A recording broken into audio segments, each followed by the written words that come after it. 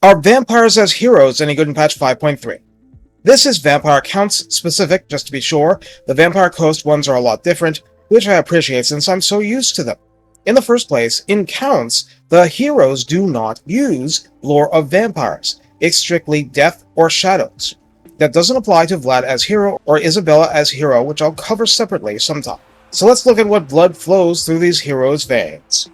Recruited for a nominal 1000 dark magic, which is a silly joke when it's Isabella, with 250 base upkeep. This gets you a single entity goth girl with 3,572 health on Ultra.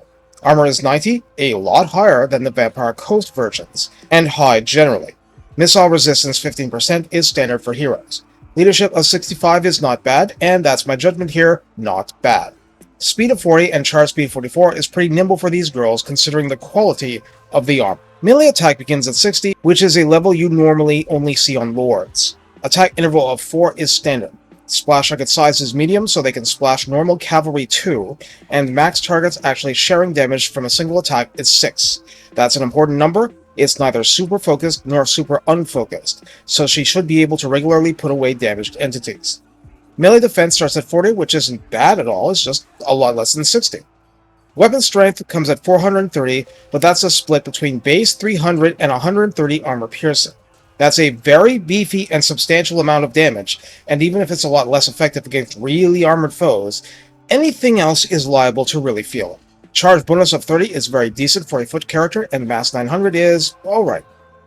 On a Barded Nightmare, it's a dark mockery of Empire mounts, raising upkeep by 25 dark magic, health to 3,916, armor by 20 to 110, speed to 78, charge speed to 108, charge bonus rises to 60, mass rises to 1500. All other stats are unchanged, including the splash target size and the max targets damaged. On a Hellsteed, upkeep shoots up to 337, health still 3,916, armor returns to 90, but, and here's the big deal, it flies! Speed shoots up to 105 regular flight, 95 charging. Keep in mind this will be reduced if bound to the ground. Mass is only 1000, but the charge bonus of 60 remains. So appreciate that the Hellsteed has a harder time disengaging from blobs than the Barded Nightmare, but it's not impossible with persistence. As an embedded hero, this is a replenish troops hero. I say A because the Necromancer also functions as one. However, the map passive is fundamentally different. It's spread corruption. You can't just build a few balefires from a province over and call it a day. If you want to really corrupt the landscape, you need vampires crawling over enemy provinces. The ancient actions are damage building, rarely worth it, wound, which does grant you blood kisses, so very much worth it, and hinder replenishment, which is situational but which can bring you a big strategic advantage at times. Specialist reduces the cost of these actions. It's not like they're worthless in battle, so you want to use these actions when you have a surplus of them. The magic line is going to be standard hero line for either of the two lores, Death or Shadow. Evasion is very interesting on such a strong melee combatant though, and of course there's the standard version of Arcane Conduit at the end. Grave Ward, available at rank 8, provides 10% missile strength, always good for resisting those pesky silver bullets. Also available at rank 8 is our old friend, the Hunger, providing passive healing when in melee combat, and only in melee combat, be it against peasant mobs or Grail Knights. The Vampire also has a yellow melee line worth looking at in detail. Safeguard offers armor plus 6 at 1 pip, we'll take it, since we kind of have to in order to proceed. Impassion grants plus 12 melee defense at 3 pips. Wild-Eyed offers plus 9 melee attack at 3 pips if this is to be believed, but she starts off pretty strong in that area. Conviction enables leadership plus 9, which means lasting longer before crumbling or disintegrating, a good thing for you. Soothsaying adds plus 40% to the leadership aura size of the hero. The midpoint skill is very unusual. Immortal Will is a self-heal for 13 seconds, offering 0.8% healing per second with a cooldown of 60 seconds. Of course, there's the battle healing cap, but it's still a huge safety net. Speaking of safety, Tenacity adds plus 15% hit points at 3 pips.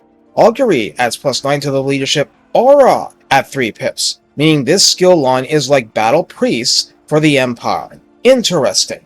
Anyway, plus 3 is the default, plus 12 total is quite a lot. Inviolable slaps on plus 15 armor at 3 pips. Fervor Now we're talking. Plus 20% weapon strength. Yeah, that sounds good.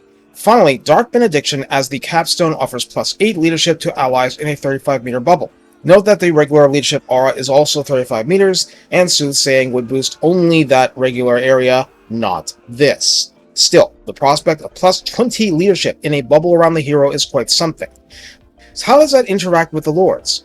Highest probably wins, it's just the highest is usually the lord. Maybe not so in this case. So how do we use the vampire in combat?